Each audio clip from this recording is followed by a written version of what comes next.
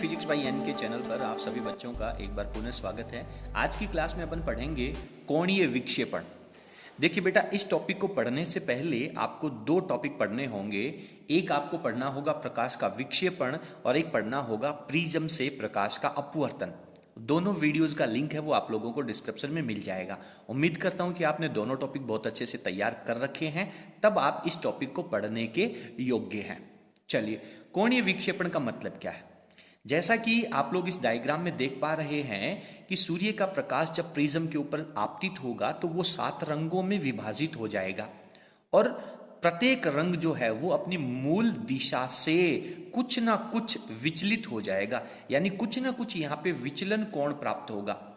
सबसे ज्यादा विचलन कोण है वो बैंगनी रंग के लिए और सबसे कम विचलन कोण है वो लाल रंग के लिए प्राप्त हो रहा है। अब आपके दिमाग में प्रश्न आ रहा होगा कि सर ये विचलन कोण अपन कैसे ज्ञात करेंगे? तो इसके लिए प्रिज्म से अपवर्तन का जो वीडियो है वो एंड तक आप लोगों ने बहुत अच्छे से सीखा होगा। उसमें अंत में अपने पास जो डेल्टा का रिलेशन आ रहा है उस रिलेशन के द्वारा अपन इसकी वैल्यू कैलकुलेट कर लेंगे। तो बात करते हैं अपन कोणीय विक्षेपण की। देखिए, सबसे ज्यादा विक्षेपण है, विचलन है वो बैंगनी रंग में है और सबसे कम विचलन है वो लाल रंग में है।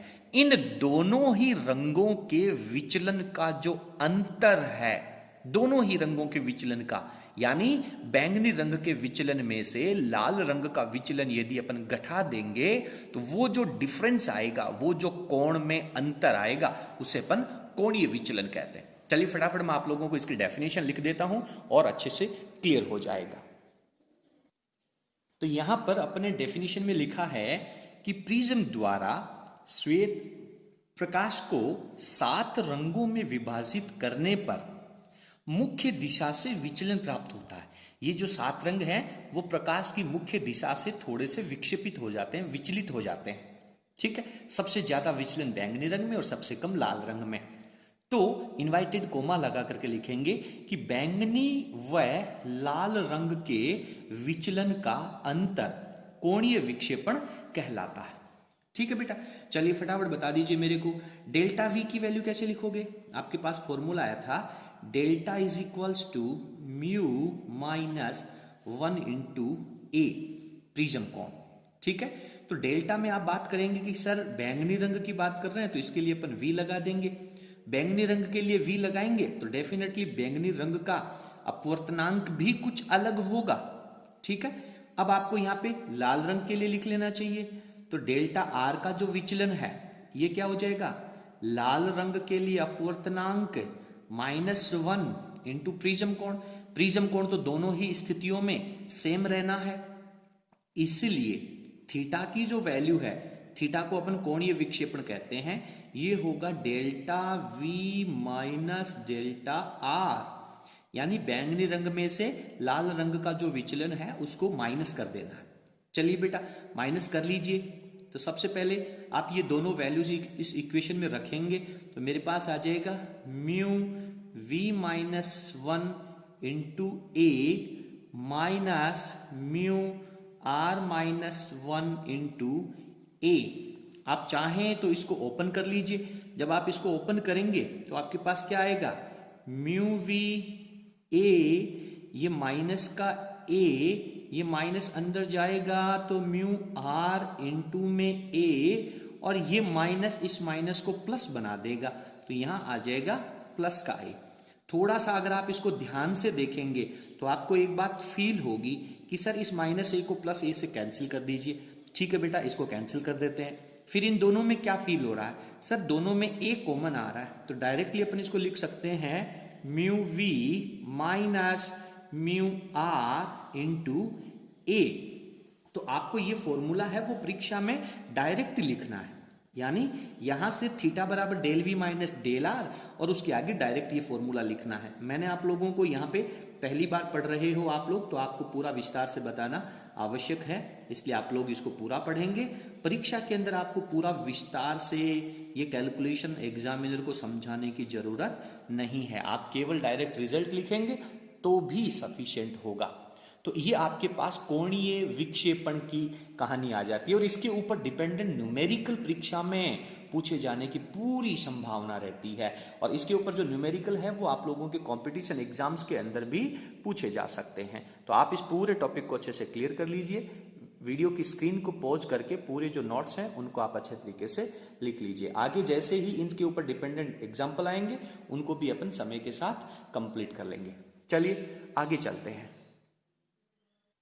अगला टॉपिक है अपना वर्ण विक्षेपण क्षमता।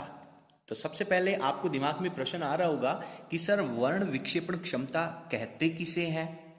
दूसरी बात आ रही होगी कि सर इसका मात्रक क्या होगा, तीसरा इसका फॉर्मूला क्या होगा और कैसे अपन कैलकुलेट करेंगे। चलिए, तो वर्ण विक्षेपण क्षमता का मतलब है कि अभी आपने टॉपिक पढ़ा है कोणीय विक्षेपण। बात समझ में आ रही है? कोणीय विक्षेपण, तो बैंगनी रंग और लाल रंग दोनों के विचलन का जो अंतर होगा उसको अपन कोणीय विक्षेपण कह देंगे। तो ये एक रेंज हो गई, लाल रंग में विचलन कितना है, बैंगनी रंग में विचलन कितना है, दोनों का अंतर कितना है। अच्छा बेटा एक बात बताओ मेरे को, अगर मैं आपसे कहूं कि VIBGYOR इनमें से बीच वाला रंग कौन सा है, मध्य रंग कौन सा है, अच्छे तरीके से सोच के बताइए। और इस प्रश्न को आपको हमेशा के लिए याद रखना है, मध्य रंग कौन सा है। तो आप लोग के दिमाग में आ रहा होगा कि सर 1 2 3 इधर से छोड़ दें, 1 2 3 इधर से छोड़ दें, ग्रीन हो जाएगा। अरे भाई इतना आसान और इतना नॉर्मल अगर ये प्रश्न होता तो क्या मैं यहाँ पे इतनी बेतुकी बेहुदी बात करता कि आपसे मैं बीच वाला रंग पूछ रहा हूँ, कि मैं आपसे 3 इधर और 3 इधर छोड़ने के लिए कह रहा हूँ। बीच वाला रंग ग्रीन नहीं है, मैं बीच वाले मध्य रंग की बात कर रहा हूं तरंग दैर्ध्य के हिसाब से, लैम्डा के हिसाब से। बात क्लियर है? तो आप लोग बहुत अच्छे से जानते हैं कि बैंगनी रंग का जो लैम्डा होता है वो आपका 400 नैनोमीटर के अप्रोक्सीमेट होता है, नैनोमीटर, ठीक है। और जो रेड कलर होता है इसका लैम्डा होता है वो 750 नैनोमीटर के अप्रोक्सीमेट होता है। तो इन दोनों की रेंज के बीच का जो रंग होगा वो आपका येलो कलर होगा, येलो पीला रंग होगा। और पीले रंग का जो लैम्डा है वो इन दोनों ही रंगों के मध्य वाला लैम्डा प्राप्त होता है। तो आज के बाद आप याद रखेंगे कि जो पीला रंग है वो मध्य रंग है, ठीक है। तो अभी अपन ने बात करी कि कोणीय विक्षेपण जो है उस कोणीय विक्षेपण में बीच वाला जो रंग है, मध्य रंग है, उसके विचलन से डिवाइड करना है। ऊपर आपके पास क्या आया था, कोणीय विक्षेपण। मैं यहां पे सबसे पहले इसका फॉर्मूला बता देता हूं और इसको अपन ओमेगा से रिप्रेजेंट करेंगे। ऊपर मैं लिखूंगा थीटा ताकि आप लोगों को अच्छे से तैयार हो जाए, और यहां पे लिखूंगा मैं डेल्टा वाई। समझिए बेटा क्या है, ये है सर कोणीय विक्षेपण और ये है अपना पीले रंग का विचलन। तो कोणीय विक्षेपण और पीले रंग के यानी मध्य रंग के विचलन का जो अनुपात है उसे अपन वर्ण विक्षेपण क्षमता कहते हैं। आपको फील होने लग गया होगा कि इसकी डेफिनेशन कैसे लिखेंगे, इसका फॉर्मूला कैसे निकालेंगे। जो इंटेलिजेंट स्टूडेंट है इनके लिए इतनी सफिशिएंट है। और इसका न्यूमेरिकल कैसे प्राप्त करेंगे, चलिए। तो थीटा की वैल्यू क्या आएगी सर, थीटा की वैल्यू आएगी बैंगनी रंग का विचलन और लाल रंग का विचलन, इन दोनों के अंतर को ही तो कोणीय विक्षेपण कहते हैं अपन। और इसके बाद में डेल्टा वाई से डिवाइड कर देंगे तो ये इसका फॉर्मूला हो जाएगा। चलिए अब मैं आप लोगों को पहले डेफिनेशन लिख देता हूं, आपको पहले परिभाषा लिखनी है और उसके बाद ये वाली वैल्यू नीचे लिखनी है, अच्छा लगेगा समझने के लिए पहले बताना आवश्यक था। तो यहां पे परिभाषा अपन ने लिखी है कि कोणीय विक्षेपण थीटा। बेटा एक बात बताइए, कोणीय विक्षेपण किसका होगा? कोणीय विक्षेपण हमेशा बैंगनी रंग का और लाल रंग का होना जरूरी नहीं है। यदि केवल कोणीय विक्षेपण कहता है तब तो आप तो बैंगनी और लाल रंग का विक्षेपण लेना है। लेकिन परीक्षा में 2 रंग दे दे आपको और दोनों रंगों के लिए डेल्टा वैल्यू दे दे, जैसे नीला रंग है और लाल रंग है, नीला रंग है और नारंगी रंग है, दोनों रंगों का डेल्टा आपको अगर दे दिया जाए तो यहां पे कोणीय विक्षेपण का अर्थ होगा जिसका ज्यादा विचलन है उसमें से कम वाला विचलन घटाना। क्लियर है?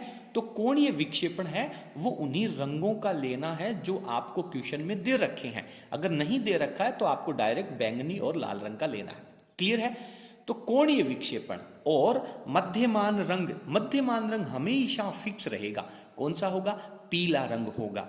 इसके विचलन, मध्यमान रंग के विचलन यानी डेल्टा वाई, इन दोनों के अनुपात को प्रिज्म की वर्ण विक्षेपण क्षमता कहते हैं। क्लियर है? फटाफट आप मेरे को ओमेगा की वैल्यू बता दीजिए। सर ओमेगा को अपन थीटा अपॉन डेल्टा वाई से लिखेंगे। बहुत बढ़िया बेटा।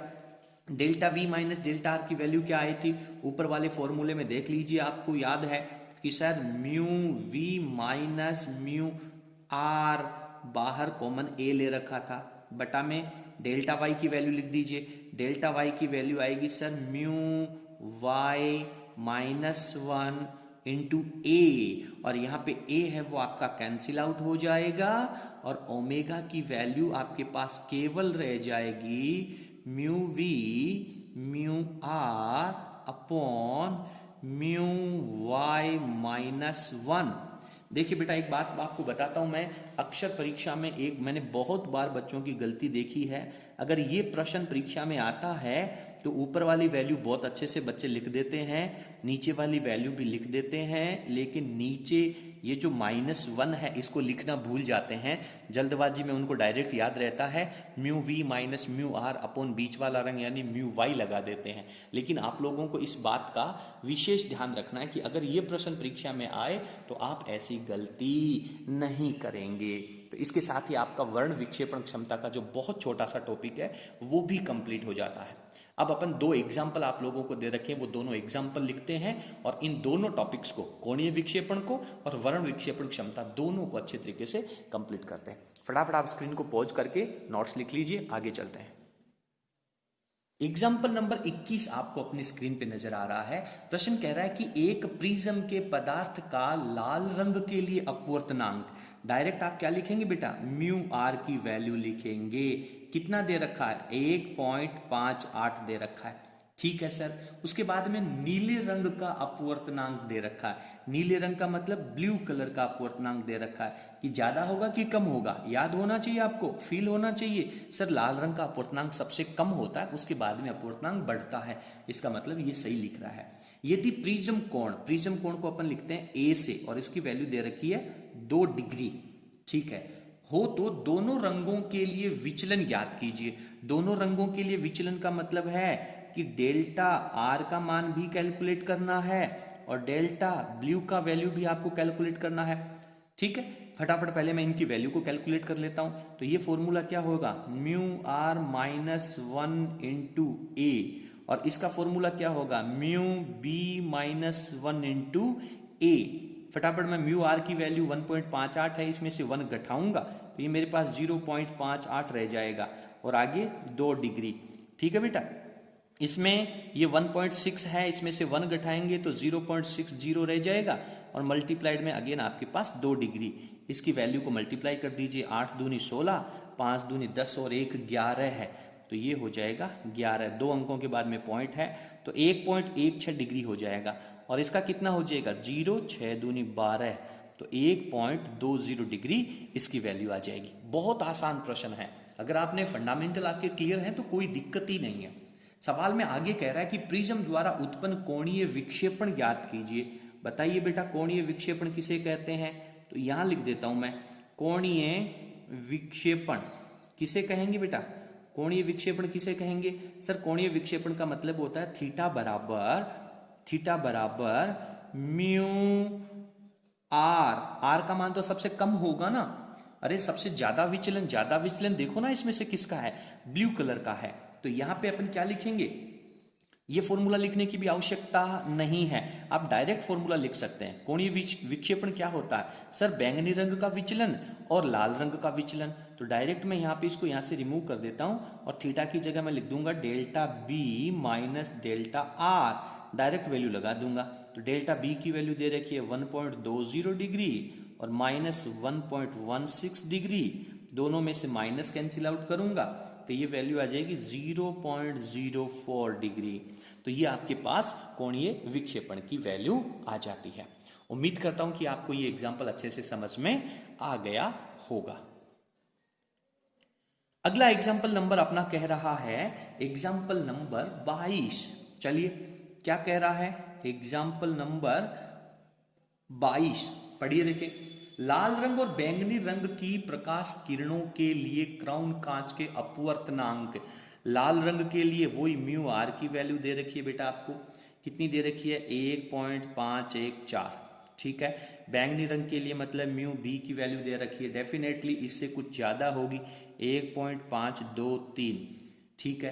क्राउन कांच से बने 6 डिग्री वाले प्रिज्म, यानी ए की वैल्यू दे रखी है आपको 6 डिग्री। तो कोणीय विक्षेपण ज्ञात कीजिए, डायरेक्ट आपको थीटा की वैल्यू फाइंड आउट करनी है। तो क्या लिखेंगे सर, थीटा बराबर, डायरेक्ट फॉर्मूला बोलो, म्यू ब्लू का ज्यादा है, म्यू आर का कम है, और इनटू में ए लिखना होगा, क्योंकि ये फॉर्मूला आप लोग बहुत अच्छे से जानते हैं। ये वैल्यू 1.523 माइनस 1.514 और इनटू में 6 डिग्री, माइनस कर लीजिए इनका, माइनस आ जाएगा आपके पास 0.009 और इनटू में आ जाएगा 6 डिग्री, फटाफट गुणा कर लीजिए।